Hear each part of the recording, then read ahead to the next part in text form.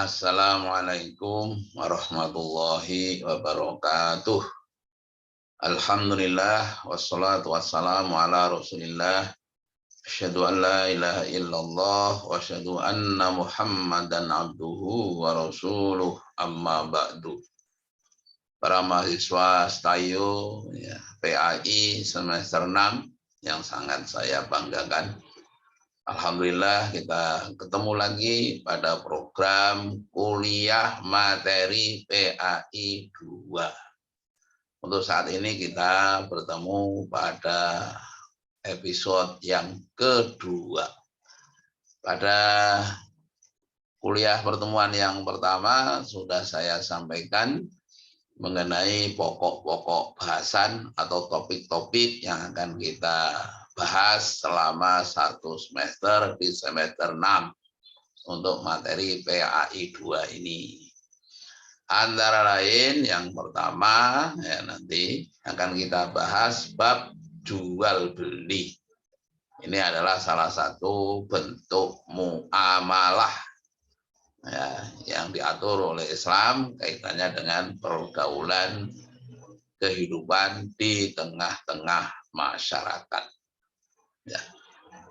Sekarang bab jual beli kita awali bersama dengan membaca basmalah. Ya, Bismillahirrahmanirrahim. Ya. Jual beli, menurut bahasa itu artinya saling menukar atau barter, itu sudah termasuk jual beli. Ya. Kalau menurut istilah, yang dimaksud dengan jual beli adalah pertukaran harta atas dasar saling rela atau ridho ya, antara minkum gitu nanti ayatnya ya, dengan cara dan syarat tertentu ya. Penjual itu dalam bahasa Arab biasa disebut dengan bai'. Pembeli biasa disebut dengan mustari. Ya, kalau al-bai' itu di kitab-kitab itu terjemahannya biasanya jual beli, begitu ya. Nah, hukum asal jual beli adalah mubah atau jawaz, ya, boleh. Namun hukum jawaz ini nanti kemudian bisa berubah, ya, bisa menjadi wajib, bisa berubah menjadi sunnah, bisa berubah menjadi makruh, atau bahkan bisa berubah menjadi haram.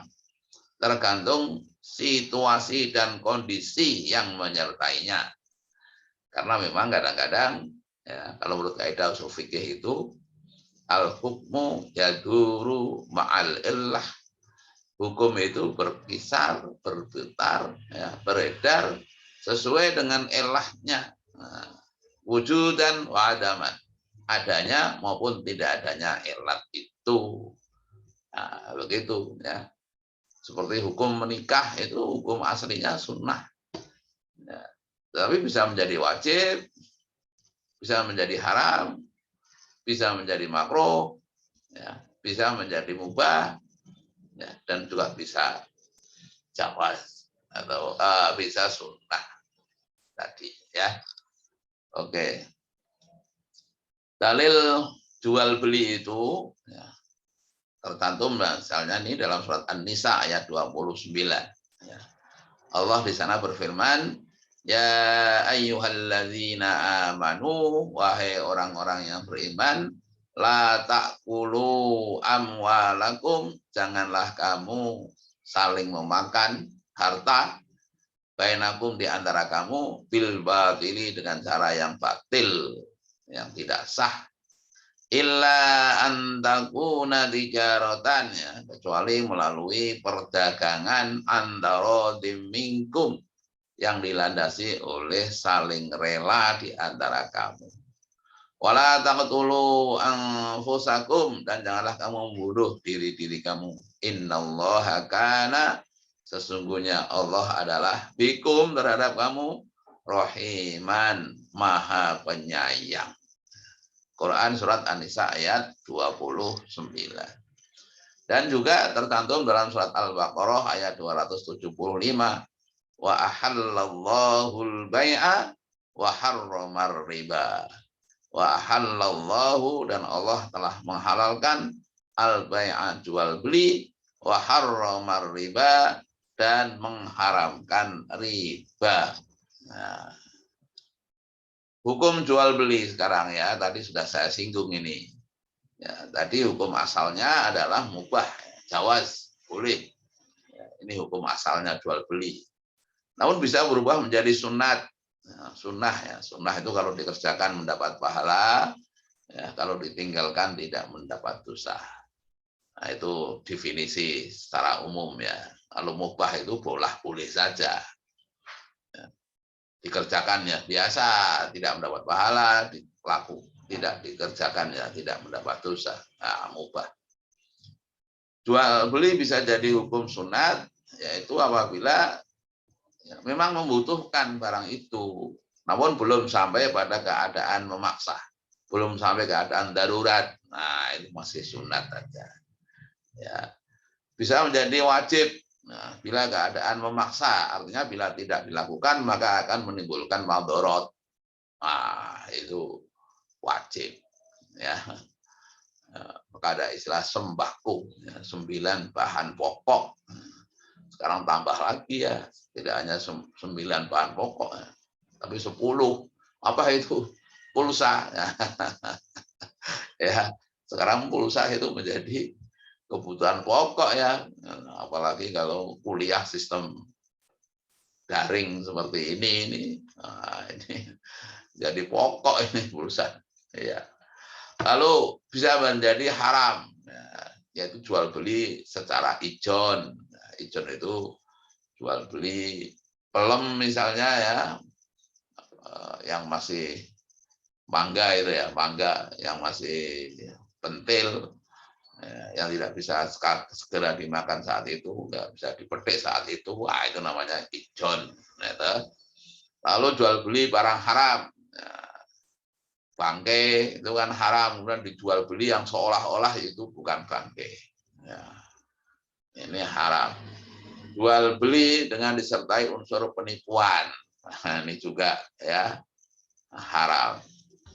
Dan sebagainya, nanti bisa dikembangkan lebih lanjut. Lalu ketentuan jual beli sekarang ya, apa itu ketentuan jual beli? Ya, Rasulullah SAW bersabda, sesungguhnya daging yang tumbuh yang berasal dari yang haram, maka api lebih baik untuknya. Artinya peringatan ya buat kita semua, kalau jual beli jangan sampai ada unsur penipuan di situ. Ya, dan jangan sampai kita memakan barang-barang yang haram, yang diharamkan oleh syariat, yaitu babi, anjing, dan lain-lain. Ya. Lalu Umar bin Khattab radhiyallahu anhu, ini khalifah kedua dalam jajaran Khulafaur Rasyidin, berkata, tidak boleh ada yang berjualan di pasar kami ini kecuali mereka yang memahami hukum. Jika tidak memahami hukum, maka sadar atau tidak sadar berarti memakan riba. Ini peringatan Umar bin Khattab ini ya, maksudnya supaya kita ini juga belajar tentang fikih jual beli. Fiqhul bai' ini penting ya. Ya, sebab kalau tidak tahu, bisa terjerumus ke dalam riba. Ini kata Umar bin Khattab. Bagus sekali ini peringatan dari Umar bin Khattab. Ya, tentang pentingnya fiqhul bai'. Ya. Lalu apa yang menjadi rukun jual beli ini? Rukun itu sesuatu yang harus ada saat terjadinya proses. Nah, itu namanya rukun. Ya, kalau syarat itu sesuatu yang harus ada ya di luar saat terjadinya proses. Ya, misalnya rukun sholat itu ya takbiratul ihram, ya niat dulu, niat takbiratul ihram dan seterusnya itu. Lalu kalau syarat sholat nah, harus suci dari hadas ya. Baik hadas kecil maupun besar, berarti wudhu dulu ya sebelumnya itu pelaksanaannya. Ya, kalau sedang sholat kok wudhu ya batal sholatnya ya. Harus wudhunya sebelum sholat. Apa yang menjadi rukun rukun jual beli? Yaitu ada penjual, tentu saja ya kan. Nah, ada pembeli, ya. Ada barang yang diperjualbelikan, lalu ada ijab qabul, ya, ijab dan qabul. Oke. Nah, lalu ini sekarang apa yang menjadi syarat sahnya jual beli? Nah, ada yang syarat bagi penjual dan pembeli. Apa itu yang menjadi syarat penjual dan pembeli? Satu, berakal sehat. Nah, baik penjual maupun pembelinya akalnya harus sehat. Ya, kalau orang gila nggak bisa jual beli. Gitu. Nah, ini pertanyaannya nanti bagaimana bila untuk orang idiot? Ya, nanti tergantung ke idiotannya. Nah, kalau idiotannya itu parah, ya nggak boleh ya, jual beli. Tapi kalau idiotnya itu tidak terlalu parah dan yang dijual belikan itu barang yang sepele, ya, misalnya beli permen, ya, beli lombok, itu ya boleh-boleh saja.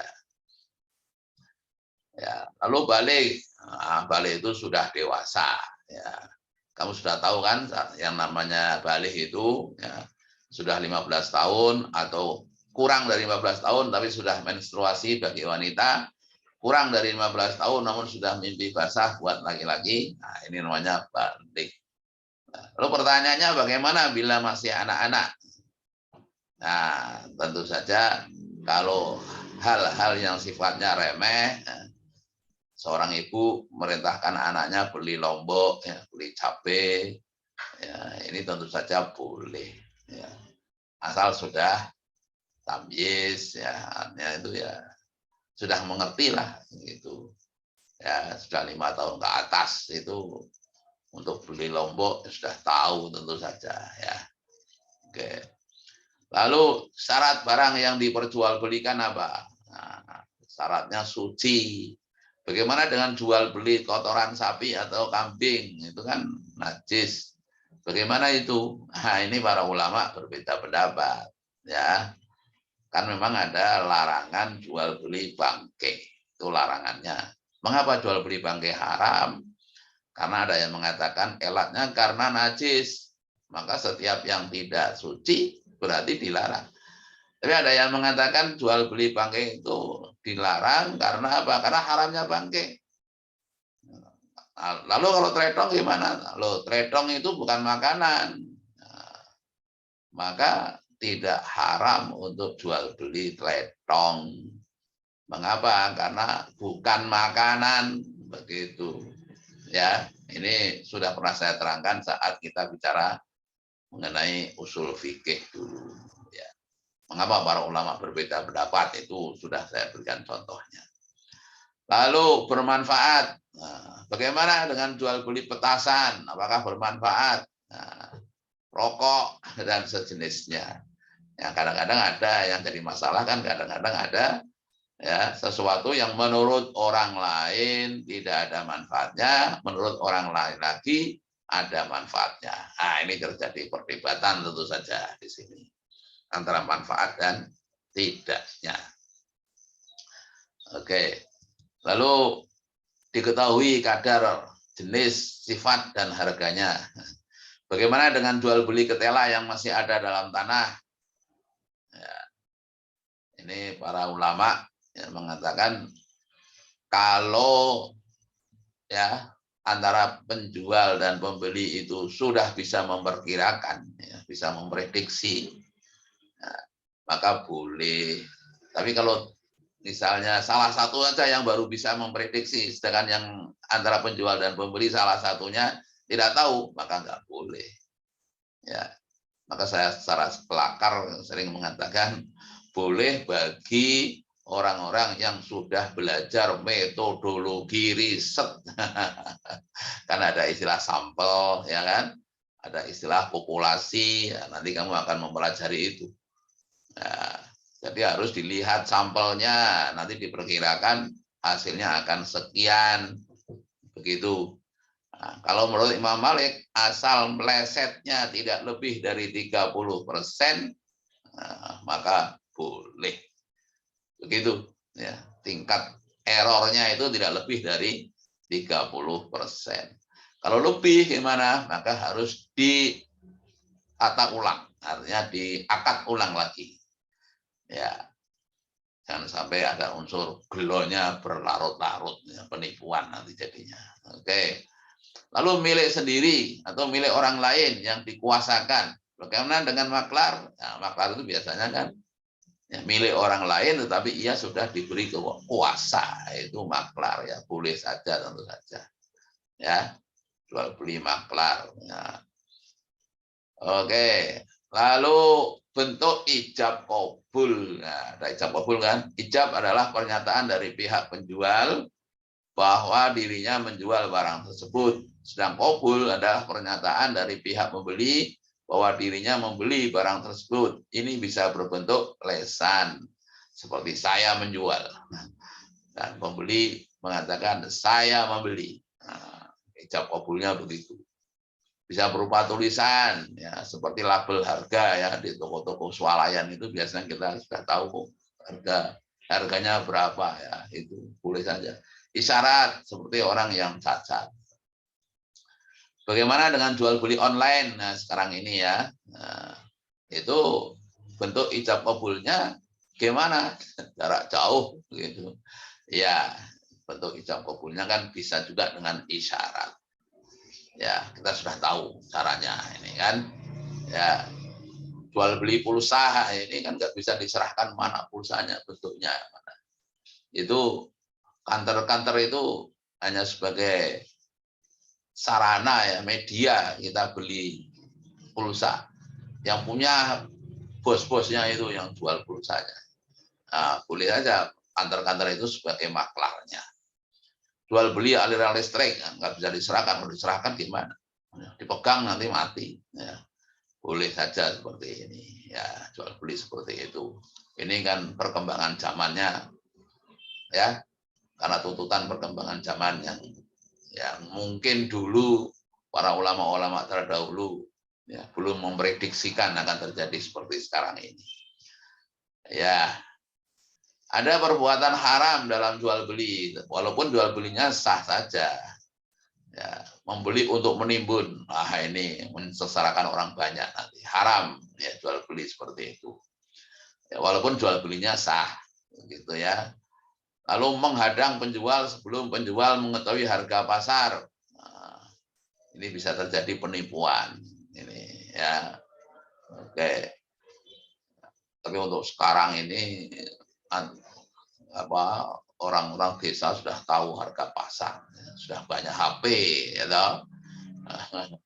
Lalu membeli untuk disimpan agar dapat dijual dengan harga yang lebih mahal. Nah, ini termasuk yang nomor 1 ini tadi ya.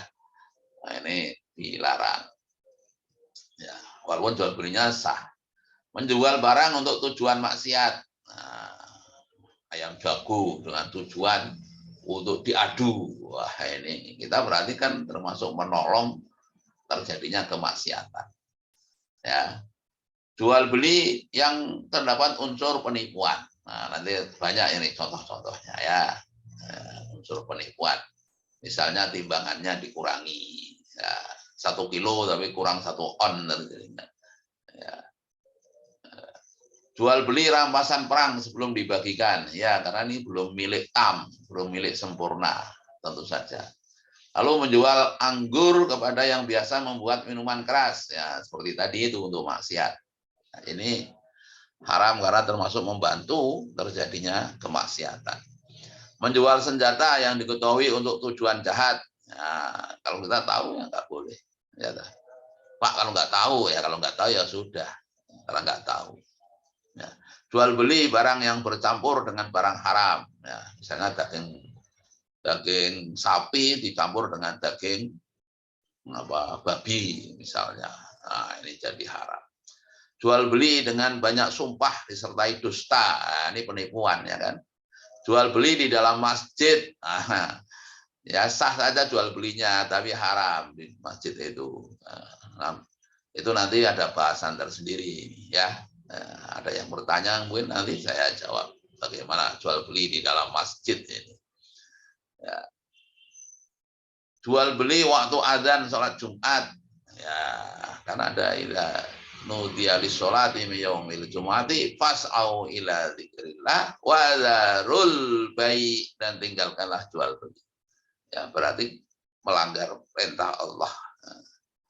Lalu ya, jual beli yang tidak sah, ini contoh-contoh saja ini ya.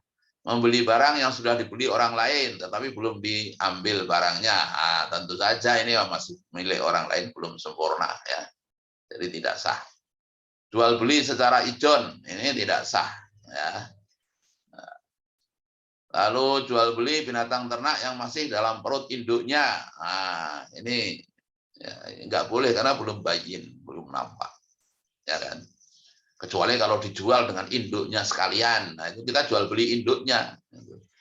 Walaupun induknya di dalamnya ada perut, di dalam perutnya ada janin, nah itu nggak masalah, boleh. Ya, yang kita jual kan induknya itu dengan segala isinya, ya kan. Lalu menjual barang milik orang lain tanpa sepengetahuan yang punya, wah jelas ini. Kecuali kalau sudah diberi kuasa, ya kan. Ini sebagai referensi ya, baca lebih lanjut pada Fiqhus Sunnah karya Said Sabiq. Pada yang kedua, Fikih Islam karya Sulaiman Rasyid yang dulu pernah saya perintahkan saudara untuk membeli. Ya, ini bukunya. Ini oke. Ya, makasih ya. Kalau ada pertanyaan-pertanyaan bisa disampaikan lewat WA ya. Nanti kita bahas bersama. Saya kira ini kuliah kita yang kedua ya. Ya. Cukup sekian, kita akhiri bersama dengan membaca hamdalah. Alhamdulillahirabbil alamin.